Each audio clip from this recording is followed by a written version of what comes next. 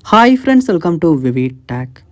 ஐஃபோனில் வந்து 26 அப்டேட் பண்ணதுக்கு அப்புறமா நம்ம இந்த லிக்யூட் கிளாஸ் அப்படின்ற ஃபீச்சரை தீமை நம்ம யூஸ் பண்ணுவோம்.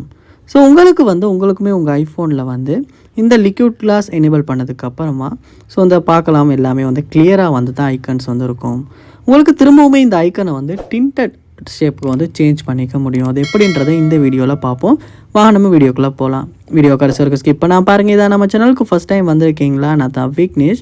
மறக்காம நம்ம சேனலை சப்ஸ்கிரைப் பண்ணிட்டு அப்படியே பார்த்துல பெல் ஐக்கனையும் கிளிக் பண்ணுங்கள்.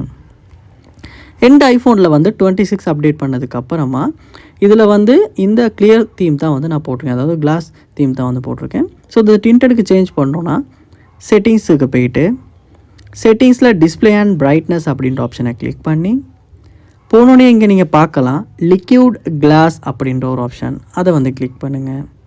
ஸோ இப்போ இது கிளியர் அப்படின்றதுல தான் எனேபிள் இருக்குது.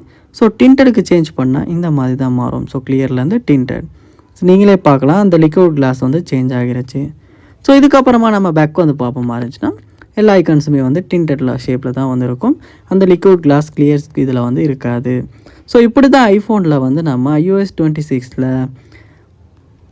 லிக்யூட் கிளாஸ் அதில் கிளியரில் இருந்து நம்ம டிண்டடுக்கு சேஞ்ச் பண்ணுறது. ஸோ கண்டிப்பாக இந்த வீடியோ உங்களுக்கு ரொம்ப யூஸ்ஃபுல்லாக இருந்திருக்கும்னு நினைக்கிறேன்.